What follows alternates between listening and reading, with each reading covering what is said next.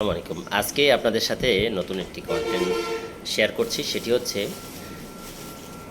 Method 3 formula. যে 3 ফর্মুলাতে আমরা যেটি করি, আমরা যারা মার্কেটিং সেক্টরে আছি, মার্কেটিং করি, বিভিন্ন সময় বিভিন্ন জায়গায় যাই, আর পণ্য বিপণনের সাথে আমরা যত জড়িত আছি সেই ক্ষেত্রে আমরা বলি যে সামনে আসতেছে জুন জুলাই মাস আসলে আমরা যারা অফিসার, বিভিন্ন কর্মচারী রয়েছি বা মালিক পক্ষ রয়েছে, মালিক পক্ষ অফিসারকে এক প্রকার একটা বাজেট দেয়। সেই বাজেটটা নিতে যায় কেউ কেউ দিতে যায়, কেউ নিতে যায়, আমরা কোণঠাসা বোধ করি।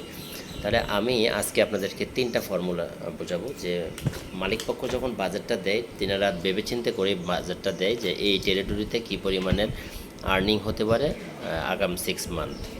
তো আমাদের যারা অফিসার, আমাদের মধ্যে অনেক সময় একটা দারুণ একটা ডিজায়ার কাজ করে। সেই ডিজায়ারটা হচ্ছে যখন বাজেটটা বাড়িয়ে দেওয়া হয় তখন আমরা এক্সাইটেড হয়ে যাই, উত্তেজিত হয়ে যাই, বিভিন্ন রকমের আচরণ করতে থাকি বা কোম্পানির প্রতি বিভিন্ন ধরনের বিরূপ প্রতিক্রিয়া দেখাতে থাকি।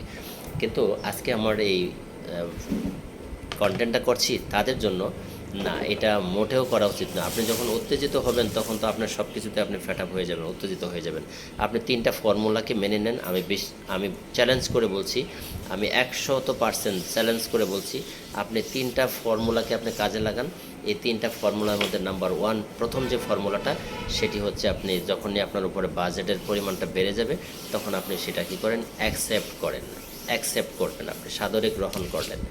সেকেন্ড হচ্ছে, অ্যাকসেপ্ট করার পরে আপনি এটা নিয়ে অ্যানালিসিস করবেন যে বাজেটটা যেহেতু আমার উপরে নির্ধারণ করা দিয়েছে, সেহেতু এটাকে আমি কীভাবে কাজে পরিণত করতে পারি, বাস্তবে পরিণত করতে পারি, তাহলে সেটা আমাকে অ্যানালাইসিস করতে হবে। অ্যানালাইসিসটা কীভাবে করব, যে আমার বাজেট ছিল একটা পার্টির, স্বাভাবিক একটা পার্টির নাম বললাম, আমি ধরে নিলাম যে মিম এন্টারপ্রাইজ।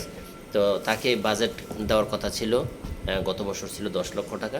আমার যখন বাজেট বেড়ে গেছে, তার উপরেও তো আমার বাজেট বাড়বে, তাহলে আমি অ্যানালাইসিস করব যে তাকে দিয়ে আমি 11 লক্ষ টাকার পণ্য বিক্রি করাবো। এবং দেন আমি যখন এই পরিকল্পনা করে প্রত্যেকটি আমার যে পার্টিগুলো আছে প্রত্যেকটা জায়গায় যখন নক করব, যখন আমি এই পরিকল্পনাটা করা শেষে প্রথমে আমি অ্যাকসেপ্ট করলাম, সেকেন্ড হচ্ছে কি আমি অ্যানালাইসিস করলাম কাকে দিয়ে কত টাকা আমি সেল করাবো।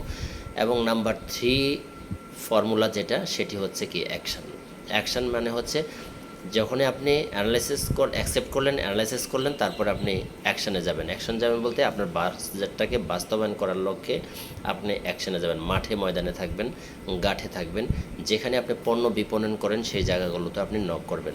এবং আমি বিশ্বাস করি, যদি আপনি ঠান্ডা মাথায় আপনি রিসেন্টলি আপনি অ্যাকসেপ্ট করতে পারেন, অ্যানালাইসিস করতে পারেন এবং অ্যাকশানে যেতে পারেন সময় বুঝে, আপনার বাজেট যা দিয়েছে তার চাইতে অধিক হবে।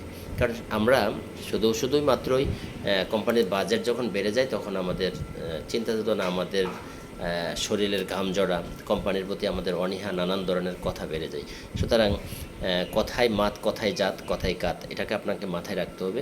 তিনারা আপনাকে পারবেন মনে করেই এইটুকু এনশিওর করেছেন। 50 লক্ষ টাকা বাজেট ছিল, 60 লক্ষ বানিয়েছে।